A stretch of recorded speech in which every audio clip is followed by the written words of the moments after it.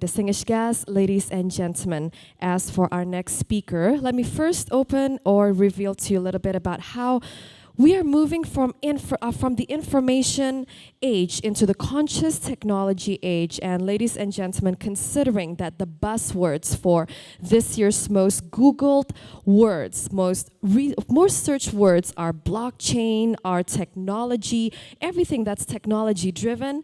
Ladies and gentlemen, this next gentleman that I'm going to invite on stage, he is indeed the man to talk about this, because yes, he is an innovator and he is also a world-renowned futurist. Ladies and gentlemen, he is the figure behind the Millennium Project, and he hails from Washington, D.C., the United States. He has been the executive director of the American Council for the United Nations University, and he is also the deputy director of Partnership for Productivity International. Ladies and gentlemen, please give a big round of applause for the co-founder and the CEO of the Millennium Project USA, Mr. Jerome Glenn.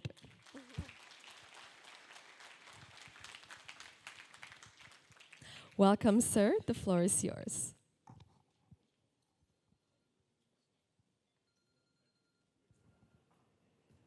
Assalamu alaikum.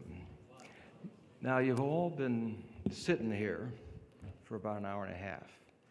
Anybody that studies brain and biology knows this is not the best use of your body. So what I'd like you to do, if you'd be willing, just to stand up for just a couple of seconds and shake yourself a little bit. Get some blood going on in your body, man. I don't want you to fall asleep while I'm talking. All right. Now calm down. That's enough. Thank you very much. You're welcome. You're welcome.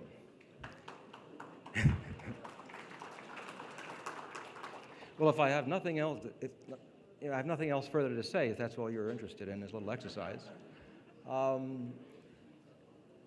There's been a lot of talk around the world about artificial intelligence.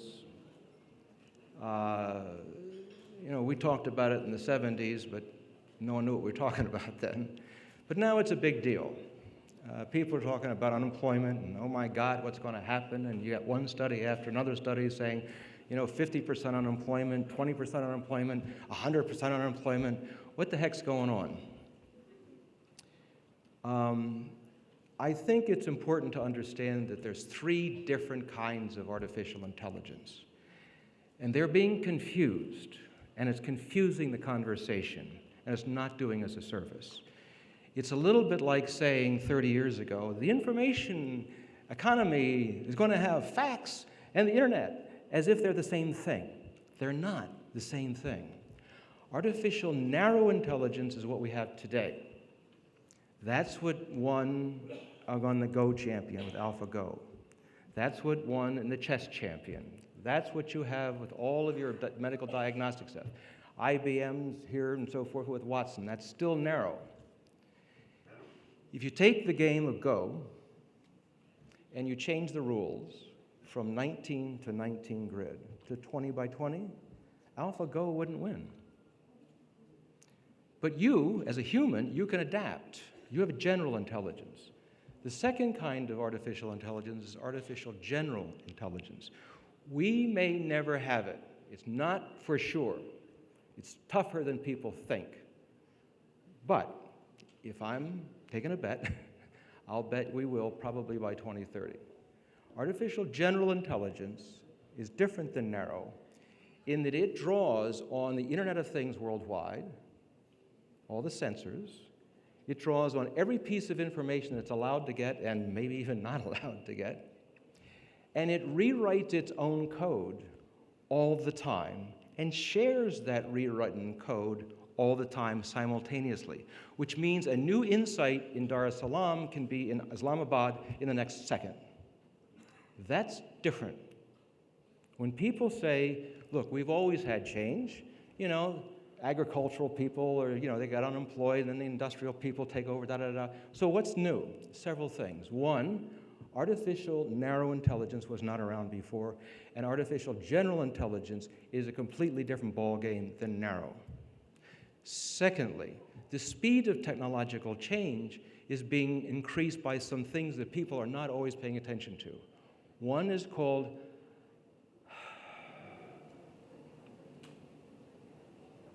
the lack of memory. That's what it's called, the lack of memory. It's computational science. Computational science. In the old days, when you're in elementary school, you were taught the scientific method, right? You do observation, you come up with a hypothesis, you design a laboratory or an experiment, you do the experiment, you publish it, then you wait 6 months or 7 months for another person to find out, and slowly but surely science progresses. And then technology takes the results, okay? That's not what's increasingly happening in the future. We are learning how to do simulations, which means that you can send out a note to everybody around the world and say, would you like to spend some of your unused computer time to do some molecular matching on to figure out what to do on cancer? So you say, sure. And right off the bat, this is about 10 years ago, about 1 million people donated their computer time, which meant that you created a supercomputer at no cost on the fly. That's the beginning of simulations. Now, you can do simulations on all kinds of things, which means that you can do scientific progress far, far, far faster than we thought before. On top of that, you put in AI, and that makes it even faster. On top of that, we think that quantum computers may be available by 2030 or 2025 or so. If that's the case, quantum computing speeds AI's development into general intelligence. So you have the acceleration of the acceleration of the acceleration. And on top of that, when we went from the agricultural age to the industrial age, and from the industrial age to the information age, we didn't have a global platform to share that information real fast. When I was hooking up third world countries into packet switching, which is the backbone of internet in the 1970s, late 70s, early 80s, I had to get into a jet plane. And it would take months before the decision was made, right? We now have that ability to transfer that information simultaneously worldwide.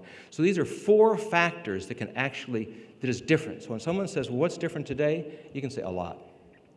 Now, if it's the case that we have told people that you go to school, you behave yourself, you go to college, you get a degree, and you're a nice person and you get a job, and you do everything you're supposed to do, but what happens if 2025, 2030, 2035 rolls along with general intelligence, and bingo, you're gone? What kind of society do we want to have? Do we want to have a society that throws people into the streets? I don't think so. Now, there's a lot of experiments on guaranteed annual income, and there's also a lot of talk about that as well going on. People say pro and con all the time on this. It depends on when you do it and how you do it. I have not seen any country in the world do a cash flow projection on guaranteed income. You got Finland doing an experiment right now. I've met with the Prime Minister's office twice, and I said, where's the cash flow projection? He said, we're working on it. And the second time, we're working on it. They still don't have it. Switzerland had an election. 30% said, let's do it.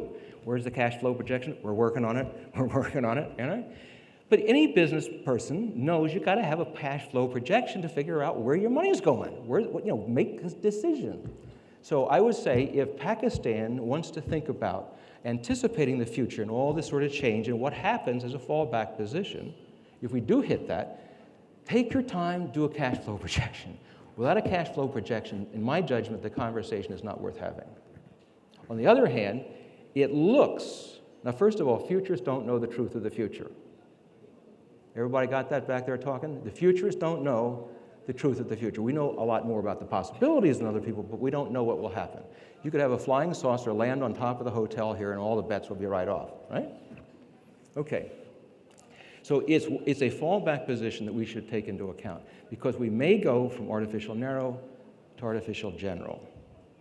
If we do, and at the same time, we may go to quantum computing around the same time. If that's the case, the acceleration of problem solving and doing your job, thinking and work and so forth, will accelerate faster than we think. That's a big deal. Now, people say, what about all these science fiction stuff?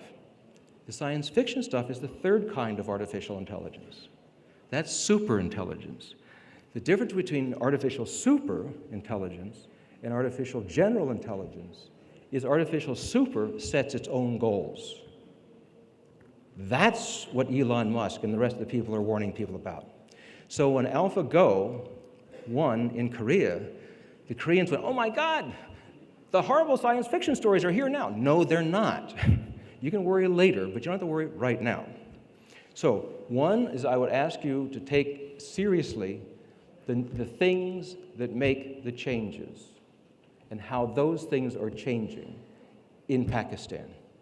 And then how you would measure if Pakistan's better in 10 years, what would it look like? What do you measure? Now, Shahid Mahmood, where are you?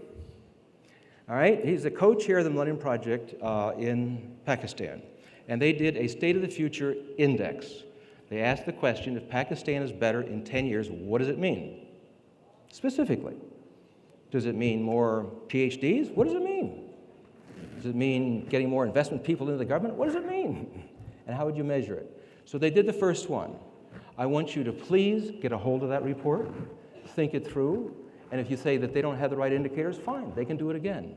They can do it again. Because you can redo a State of the Future report every year. It's sort of updated. The idea is you want to find out what are the variables that'll have more impact on the overall country. Because it's not just improving education. It's not just improving business. It's improving the whole country, the culture, everything together.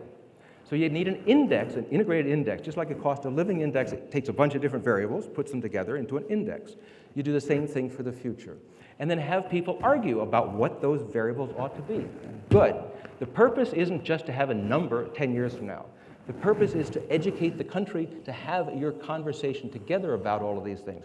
Because having speakers like me come in and rattle on about the future is okay. It's entertaining. But figuring out what is the best use of the time of the country is the purpose of this future stuff. Because we don't know the truth of the future. We should know what are the range of possibilities, what are those things that will actually make a difference to the country, and then make it public so that people can use their spreadsheet to do their own analysis and so forth, and participate. Because we know in the past, you didn't need a whole lot of well-informed people in the agricultural age. You just didn't. In the industrial age, you needed a little bit better educated public. But in the information age, you need a little better educated. As we move into the conscious technology age, which is the continuum between human consciousness and technology as a flow, we want to have far, far, far, far more educated people. Because why? As the employment system shifts in the world, we figure maybe about only 1 billion people are necessary by 2050 to run everything. When an economist says, how many people do you need? You know, what are you going to do with the other 5 out of the 6? We figure about 6 billion or so will be the workforce. Well, how many people do you need to make a civilization worthwhile? More. How much more? We may move into a self-actualization economy. What does that mean? Remember the psychologist Abraham Maslow? Skinner told us how you get sick. Maslow told you how you get well, all right? So Maslow said there's a series of stages that healthy people go through.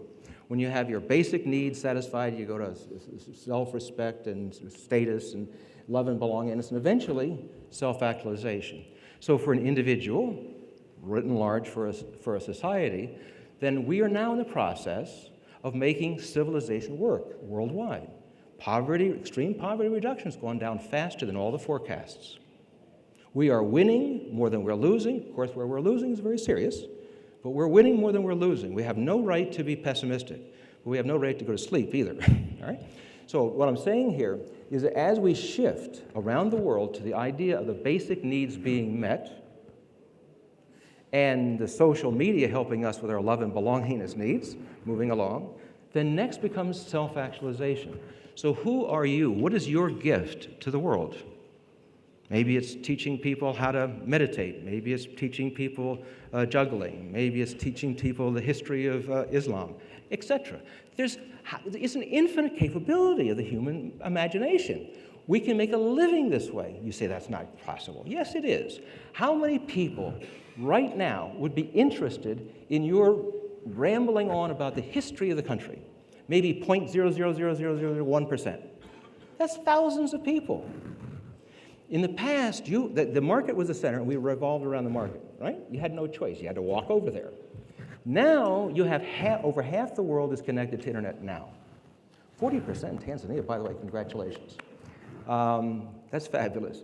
But the world is more than half the world is connected by internet, which means that every one of you in this room, potentially, has access to half the world. The question is, how do you get access to that part of the world that's interested in what you're doing? Think of yourself as a holding company. How many different skills do you have? How many different interests do you have? And then how do you get markets for each one of these things? Now, you don't walk right into that because it's a different way of thinking. And that shift is much more difficult than I'm making it sound. I recognize that. So think about letting people start to, what are your hobbies? We're doing this slowly with social media. So let people evolve this so that as people get better and better at that and create the side income and all that sort of new economic sharing sort of economy stuff, then if you get out to 2025 or 2030 and you hit that area where large mass unemployment may occur, you're not going to be as shocked. You may have an income system. Hopefully the government has done over the last 10 years a variety of cash flow projections and get the best business minds working on it. How do we make that happen? Also, the cash that you'll need to live may change. We have known in the electronic industry that the capacity and the cost changes, Moore's law. We all know about this, right? We expect, I'll wait till next year if the price comes down. We're not saying that in health yet. We could say it in education, but we don't have the certification right. When we get that, the cost of education goes down. And when you look out in the future of possibilities, we see that most of the things you spend money on that cost a lot of stuff, a lot of that is bell curve. It's still going up, but we figure it'll start to bell curve and go down. And there's different forecasts on that. Every country should do its own work. And there's another one too as well. Then as these new technologies, synthetic biology is giant. Synthetic biology is at least as big a deal as a steam engine. I'll come back for another talk on that another day.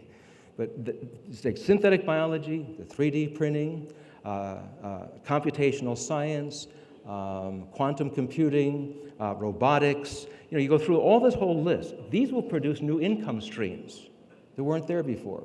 So as those produce new income and the cost of living starts to bell curve down, where that crosses over, then we can start talking about a basic guaranteed income in some way. But until that time, let's study it like the Finns are doing and like other countries are doing, fine. But I wouldn't advocate jumping into it. Then you turn the world into a financial crisis. We don't want to do that.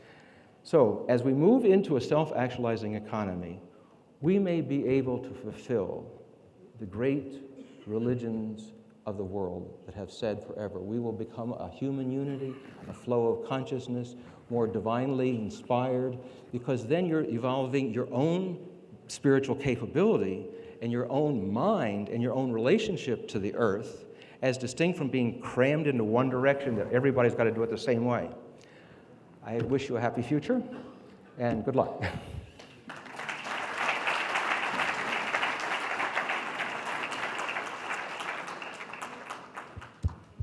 Thank you so much, Mr. Jerome Glenn, our futurist, distinguished guests, ladies and gentlemen. Thank you so much for the very insightful speech. Once again, please give him a big round of applause. Thank you.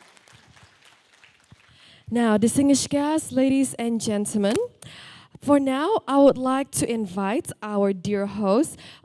I've already told you just now that our next speech would be delivered by His Excellency the Minister, but unfortunately, the Minister has an urgent meeting and he'll be back here at 11:30. So for that, we'll have to commence to the handing out of the token of appreciation first. So, ladies and gentlemen, please allow me to invite to the stage our dear host, Mr. Muhammad Asfar Ahsan, the founding CEO of Nutshell Conferences and founder of Corporate Pakistan Group.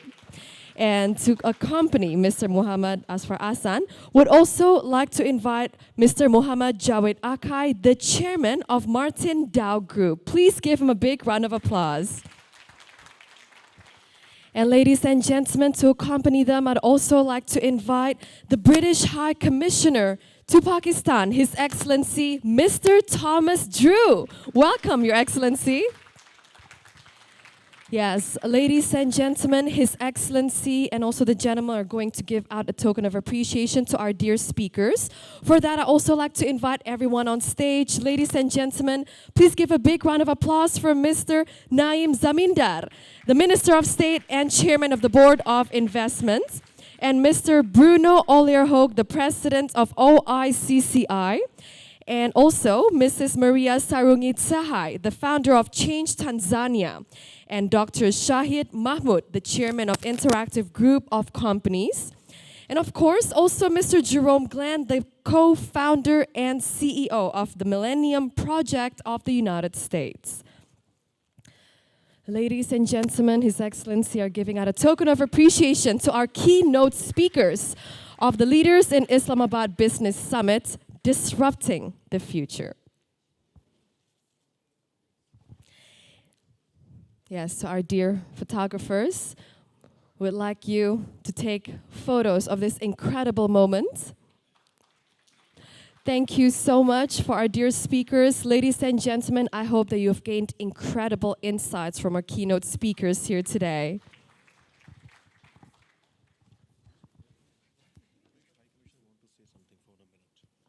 Yes. And ladies and gentlemen, we'd like to invite His Excellency to say a few words. Thank you very much. Now, my job was simply to hand over the books, but what I did want to do is just not miss the chance to be on the stage, just to say, speak for 10 seconds. And that's simply to say, certainly in our view, the view of the British government, the potential of Pakistan is absolutely enormous. Secondly, and this country should really be doing a lot better than it is. And I think everyone in this room really wants to help Pakistan realize that potential, firstly. And secondly, we want to be part of that as well, for our own business and economic reasons. So I think there's a huge amount of support in this room for everything you're trying to achieve. And therefore, I want to say thank you to the organizers for putting something like this together, which in fact helps Pakistan realize that potential, and us will be part of it. So thank you very much.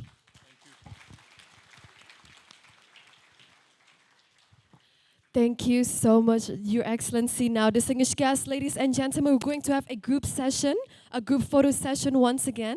We'd like to invite all the photographers to take a group photo session of all the keynote speakers, and also our dear hosts, and of course, also the British High Commissioner to Pakistan, His Excellency, Mr. Thomas Drew. Ladies and gentlemen, please give them a big round of applause. Thank you so much, everyone.